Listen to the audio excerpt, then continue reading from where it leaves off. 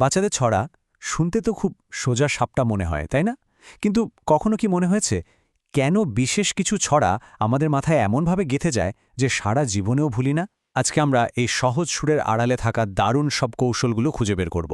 চলুন শুরু করা যাক। প্রশ্নটা কিন্তু এটাই, কি এমন জাদু আছে এই ছড়াগুলোর মধ্যে যা এক প্রজন্ম থেকে আরেক প্রজন্মের সবার মুখে মুখে ফেরে? এই পুরো আলোচনা জুড়ে আমরা এই রহস্যেরই উত্তর খোঁজার চেষ্টা করব। আমাদের এই জার্নিটা শুরু করা যাক খুব পরিচিত এই লাইনটা দিয়ে। এই ছড়াটাই আমাদের দেখাবে কিভাবে একটা সাধারণ গল্প শিশুদের জন্য তাদের জীবনের প্রথম পাঠ হয়ে উঠতে পারে। আসলে সবচেয়ে সফল ছড়াগুলোর একটা কমন ব্যাপার কি জানেন? এগুলোর প্রায় প্রতিটার মধ্যেই খুব চালাকি করে গল্পের ছলে একটা শিক্ষণীয় বিষয় ঢুকিয়ে দেওয়া হয়। এই ছড়াটার মূল কাজটাই হলো এটা একই সঙ্গে বাচ্চাদের 1, 2, 3 করে সংখ্যা গুনতে শেখায়, আবার একটা মজার গল্পও বলে যেটা একটু একটু করে সামনে এগোতে থাকে।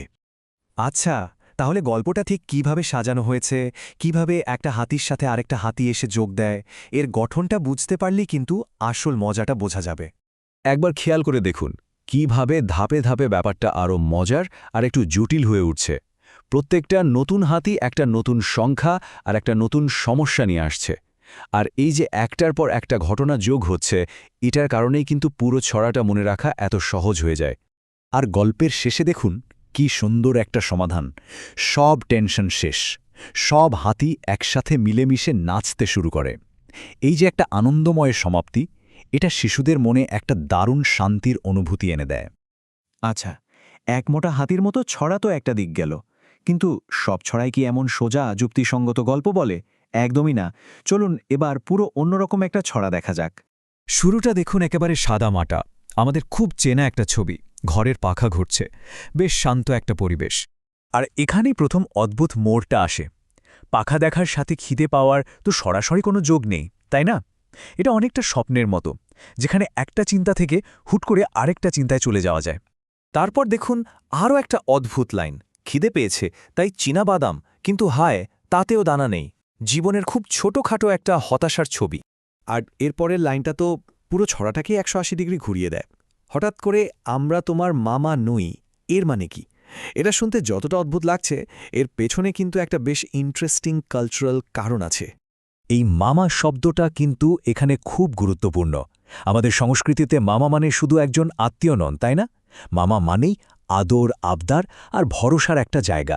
তাই ছড়ার এই অদ্ভুত লাইনটা আসলে শিশুর খুব পরিচিত আর নিরাপদ একটা জগতের ছবি তুলে ধরে। তার মানে কি দাঁড়ালো? এই ছড়াটা আসলে কোনো গল্প বলতে চায় না।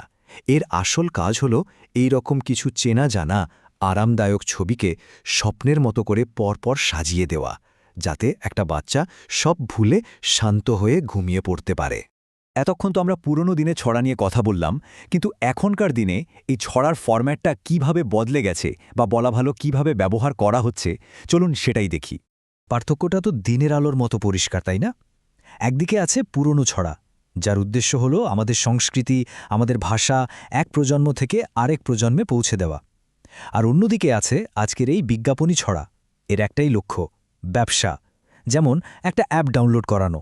এই লাইনটা শুনলেই তো সব পরিষ্কার হয়ে যায়, তাই না?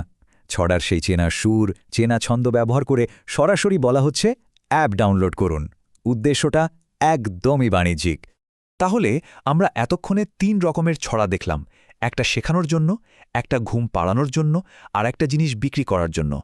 এখন সবগুলোকে একসাথে মিলিয়ে দেখা যাক একটা হিট ছড়ার আসল রেসিপিটা কি। তাহলে দেখুন, রহস্যটা কিন্তু বেশ কয়েকটা ছোট ছোট জিনিসের মধ্যেই লুকিয়ে আছে। সহজ একটা সুর যা মাথায় ঘেঁটে যায়, একটা পরিষ্কার ছন্দ, মনে রাখার মতো একটা সহজ গল্প, আর তার সাথে যদি আমাদের খুব চেনা চরিত্র বা একটু সংস্কৃতির ছোঁয়া থাকে, তাহলে তো সোনায় সোহাগা। এই সব মিলিয়েই কিন্তু একটা ছড়া যুগ যুগ ধরে টিকে থাকে। আর এই পুরো আলোচনাটা শেষ পর্যন্ত আমাদের একটা খুব জরুরি প্রশ্নের সামনে এনে দাঁড় করায়। যখন আমাদের শৈশবের গল্পগুলো ধীরে ধীরে এক একটা কমার্শিয়াল প্রোডাক্ট হয়ে উঠছে, তখন প্রশ্ন জাগে, আমাদের নতুন প্রজন্মের গল্পকার আসলে কারা? এটা কিন্তু ভাবার মতো একটা বিষয়।